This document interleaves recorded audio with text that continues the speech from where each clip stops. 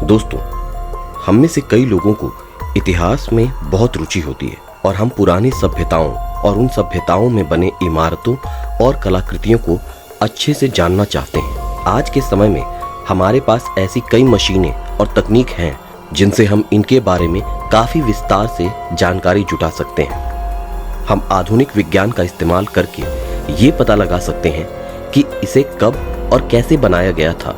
हम यहाँ तक पता लगा सकते हैं कि ये चीज़ किस लिए बनाई गई थी और इसका इस्तेमाल कैसे होता था।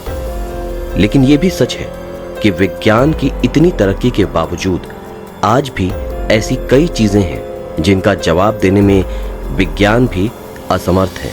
आज के वीडियो में हम कुछ ऐसे ही ऐतिहासिक इमारतों और संरचनाओं की बात करेंगे जो आज भी आर्किटेक्चर का एक अद्भुत नमूना है और जिसके बारे में आज भी हमारे पास बहुत कम जानकारी है।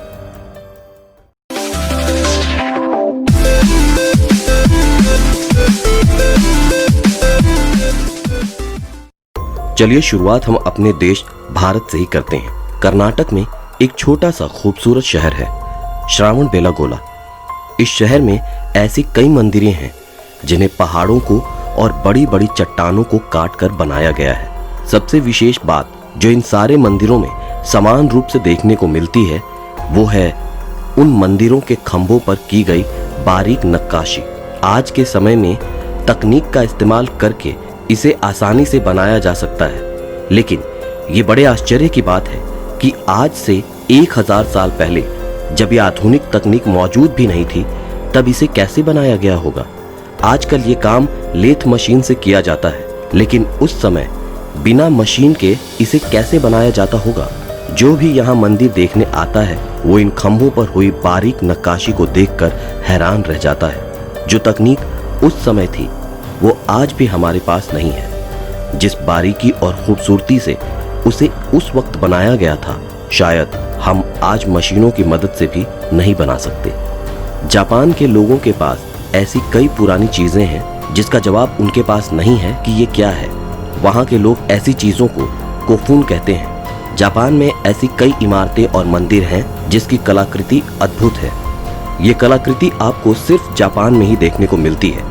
इससे ये लगता है कि ये तकनीक आज तक जापान से बाहर निकली ही नहीं। तो दोस्तों, इसे देखिए, ये जापान में स्थित एंशिएंट माउंट टॉम्ब है। इसे भी कोफून ही कहा जाता है। अगर आप ऊपर से इसे देखेंगे तो ये कोफून एक ताले की शेप का दिखाई देता है। ऐसा माना जाता है कि जिन लोगों को भी इसमें दफनाया गया होगा वे लोग शाही घरानों से ताल्लुक रखते होंगे, लेकिन बाकी की बची जगह किस काम आती थी ये आज तक पता नहीं चल सका।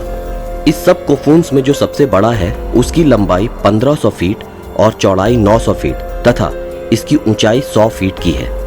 ये उस जगह के एक बड़े हिस्से में बनाया गया है, लेकिन इसका उपयोग किस लिए होता था ये आज तक पता नहीं चल पाया है। लेकिन एक और बात है जो इसे और भी ज्यादा रहस्यमयी बना देता है और वो है ये फोटो जो इससे मिलती जुलती है, लेकिन ये हमारे धरती की नहीं बल्कि ये फोटो मंगल ग्रह पर ली गई है। क्या ये एकमात्र संयोग है या इस कोफून का एलियंस के साथ कोई संबंध है, हमें नहीं पता। दोस्तों, माया सभ्यता आज भी अपने विज्ञान और तकनीक की वजह से एक रहस्य का विषय बना हुआ है। कई लोग ये मानते हैं कि माया कैलेंडर्स के हिसाब से जल्द ही पूरी दुनिया का अंत हो जाएगा, लेकिन आप जानते हैं कि भविष्य में ऐसी कई भविष्यवाणियां की गई थीं जो असत्य साबित हुई हैं। लेकिन भविष्यवाणियों को छोड़ते हैं और बात करते हैं माया सभ्यता की। आज माया सभ्यता की जितनी भी इमारतें हैं उनमें से याशिलान एक बेहद अद्भुत इमारत है जो आपको चौंका कर रख देगा। ग्वाटेमाला के बॉर्डर पर बनी ये इमारत अपने अंदर कई मंदिरों को समेटे हुए है। आज इन इमारतों में आपको सिर्फ बंदर ही मौजूद मिलेंगे। याशिलान रिहायशी इलाके से बहुत दूर है और शायद यही वजह है जिसके कारण ये अभी तक सुरक्षित है। वहां तक जाने के लिए केवल नाव का ही सहारा लिया जा सकता है। यहाँ आकर आप असल में इतिहास को समझ सकते हैं।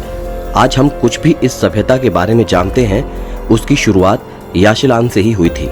इस सभ्यता की एक मान्यता है कि यहाँ लोग देवताओं को खुश करने के लिए खुद आग में कूदकर अपनी जान दे देते थे।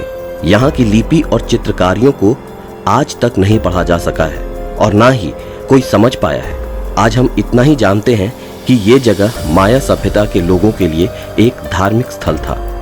आज भी माया सभ्यता अपने अंदर कई राज समेटे हुए है, जो हम कभी जान भी पाएंगे या नहीं, पता नहीं। एक पूरे पहाड़ को तराश कर एक विशाल मंदिर बना देना, ये आज के आधुनिक युग में भी असंभव सा लगता है। आज मशीनों के होते हुए भी इस काम को करना कोई पसंद नहीं करेगा, लेकिन पहले के लोगों ने यह चमत्कार अपने हाथों से किया है। जी हाँ दोस्तों, मैं अब बात कर रहा हूँ कैलाशा मंदिर की, जो इस दुनिया का मात्र मंदिर है जिसे सिर्फ एक ही पत्थर को काट कर बनाया गया है। ये असल में एक पर्वत पर स्थित है, जिसे एक गुफा को तराश कर बनाया गया है। विशेषज्ञ ये मानते हैं उस समय इस मंदिर को बनाने में कम से कम 20 वर्ष का समय लगा होगा। वहां की एक प्रचलित कहानी के मुताबिक एक व्यक्ति के सपने में आकर भगवान शिव ने ये मंदिर बनाने को कहा। आज से 1300 साल पहले ये मंदिर बनकर तैयार हुआ था।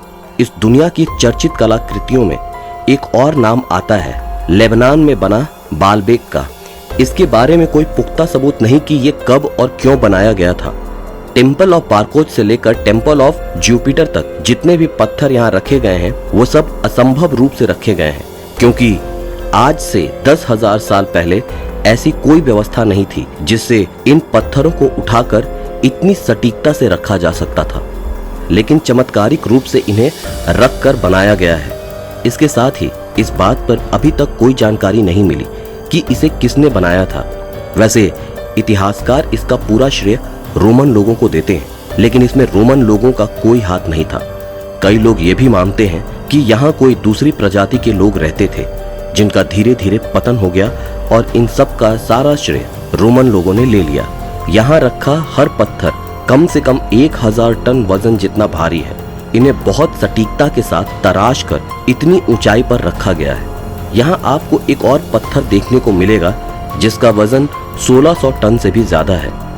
उस पत्थर को देखकर सबसे ज्यादा आश्चर्य इस बात पर होता है कि उसे उठाकर यहाँ तक कौन और कैसे लाया। तो दोस्तों, आपको आज का अंक कैसा लगा हमें कमेंट सेक्शन में कमेंट करके जरूर बताएं। और अगर अभी तक आपने हमारे चैनल को सब्सक्राइब नहीं किया है तो हमारे चैनल को सब्सक्राइब करें और आने वाले वीडियो के नोटिफिकेशन के लिए हमारे बेल आइकन को प्रेस करें।